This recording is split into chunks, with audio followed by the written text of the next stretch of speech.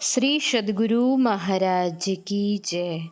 शांति संदेश मई 2016 ईस्वी से प्रवचन पीयूष पूज्यपाद महर्षि संत सेवी परमहंस जी महाराज का।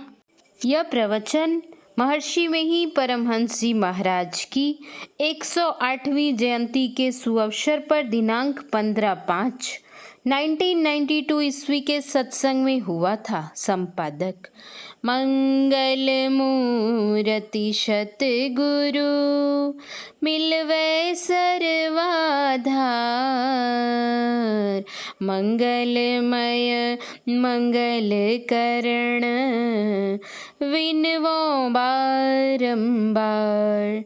धन्य धन्य सद्गुरु सुखद महिमा कही न जाए, जो कछु कहूँ तुम्हारी कृपा मोते कछु न बसाए।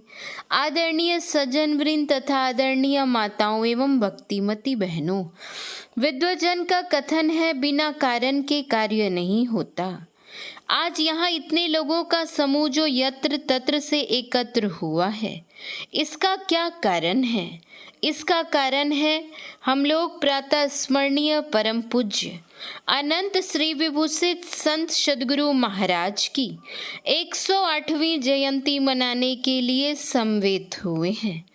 जिस प्रकार सरोवर में समय समय पर सरसिज समुत्पन्न होकर स्वसौरभ से संसार को सुरभित करता है, उसी प्रकार समय समय पर संतजन इस जगती तल पर अवतीर्ण होकर अपने ज्ञानालोक से जगत को आलोकित करते रहे हैं। उन्हीं संतों की परंपरा में हमारे परम पूज्य गुरुदेव जी थे। गोस्वामी तुलसीदास जी ने कहा है, संत उदय संतत सुखकारी, विश्व सुखद जिमिंदु तमारी।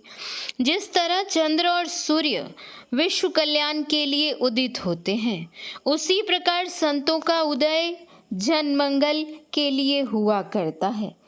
हमारे गुरुदेव कितने ऊंचे थे, उनकी तपस्या कितनी ऊंची थी, वे कितने महान थे, उनका बखान हम साधारण जन नहीं कर सकते। जयंती हर एक की नहीं मनाई जाती। जिन्होंने काम क्रोध लोभ मोह मद और मात्सर्य इन खट विकारों पर विजय पाई है, उनकी जयंती मनाई जाती है। जो अपने पर विजय प्राप्त किए हुए होते हैं, वे खट विकारों के शिकार नहीं होते। खट विकार उनके अधिकार में होते हैं। ऐसे संत सद्गुरु की जयंती मनाने के लिए हम लोग आए हुए हैं। ज्ञातव्य है, गुरुदेव के यशगान को केवल इस कान से सुनकर उस कान से निकाल दें अथवा मुख से उनकी महिमा विभूति का वर्णन कर अन्यों को सुना दें, इतने में ही उनकी जयंती मनाई नहीं जाती। उनकी जयंती सही रूप में हम तभी मना सकते हैं जब हम उनके बताए उपदेश के परिवेश में अपने को रखकर जीवन में उतार सकेंगे। किसी ने कहा है, मूर्ख ज्ञान की बातें कर सकता है किंतु उसका आचरण नहीं करता। ज्ञानवान विद्वान जैसा कहते हैं वैसा करते भी हैं। उनके वचन और आचरण में भिन्नता नहीं रहती। जो संत सद्गुरु वचन के अनुकूल आचरण करते हैं, यानी संत सद्गुरु के वचन को जीवन में उतारते हैं, वे सामान्य मानव नहीं, मानव तन में रहते हुए देव हैं। देव ही नहीं, निरंजन हैं। ऐसे थे हमारे गुरुदेव। उन्होंने हम लोगों को क्या सिखलाया? सर्वधर्म समन्वय सिखलाया। कोई धर्म श्रेय और कोई धर्म हे नहीं, बल्कि सभी उपादेय हैं। उन्होंने सब लोगों को सीख दी। जो जिस धर्म को मानने वाले हैं, वे अपने धर्म के मूल को देखें, मूल को पहचाने। अगर मूल में भूल रही तो उसके फूल और फल कैसे होंगे? फिर तो उससे भवशूल नहीं छूट सकता। इसलिए सर्वधर्म समन्वय मत संत मत है। इस मत में आप ईसाई को पाएंगे, इस्लाम को पाएंगे, जैन को पाएंगे, बौद्ध को पाएंगे, शैव को पाएंगे, आर्य समाजी वैष्णव आदि विविध धर्मावलंबियों को आप संत मत में पाएंगे। हमारे गुरुदेव की साधना कितनी ऊंची थी कि विदेश गए नहीं, लेकिन विदेशों में इनका ज्ञान प्रचार हो गया। विदेश के लोग यहाँ आकर इनका ज्ञान लेकर अपने देश को लौटे। साधना कितनी ऊंची थी कि रहते कहाँ थे, देखते कहाँ थे। 1991 ईस्वी के अक्टूबर में मेरा सत्संग कार्यक्रम मुंगेर में था। प्रातःकालीन सत्संग स्थानीय सत्संग मंदिर में होता था और अपराह्नकालीन सत्संग वहाँ के राजा जी की ठाकुरवाड़ी में होता था।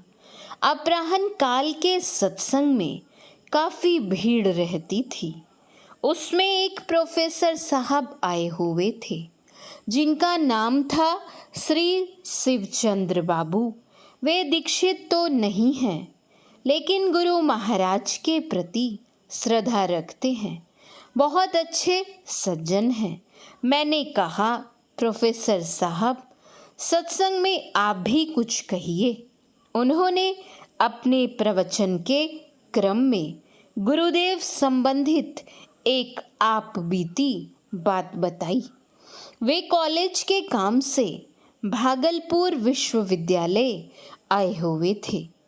जिस कार्य से आए हुए थे वह कार्य पूरा हो गया। उनके मन में हुआ कि निकट में कुप्पा घाट में महर्षि जी विराजते हैं, क्यों ना वहाँ जाकर उनके दर्शन कर लूं। लेकिन जब अपनी जेब में वे हाथ डालते हैं तो देखते हैं कि उतने पैसे उनके पास नहीं हैं जितने में वे कुप्पा घाट जाकर मुंगेर वापस आ सकें। मन में संत दर्शन की तीव्र उत्कंठा है, लेकिन अभाव के कारण लाचारी है। अब देखिए आश्चर्य, गुरु महाराज की क्या मौज होती है। उस समय उप कुलपति वाइस चांसलर थे राष्ट्रकवि दिनकर जी। उनके मन में प्रेरणा होती है। वे कहते हैं, शिवचंद्र बाबू, सुनते हैं कि कुप्पा घाट में एक बड़े महात्मा रहते हैं, तो वहाँ चलकर उनके दर्शन क्यों न किए जाएं। वे तो यही चाहते ही थे। कहते हैं, हाँ हाँ चला जाए ना, मेरी भी इच्छा है उनके दर्शन करने की। उपकुलपति महोदय की गाड़ी थी, उसी में वे दोनों बैठ गए। चलते समय उपकुलपति महोदय प्रोफेसर शिवचंद्र बाबू से कहते हैं कि वे इतने बड़े महात्मा हैं, तो मैं जो पूछूंगा उसका वे उत्तर देंगे ना। शिवचंद्र बाबू कहते हैं, क्यों नहीं, वे पहुँचे हुए बहुत बड़े संत हैं।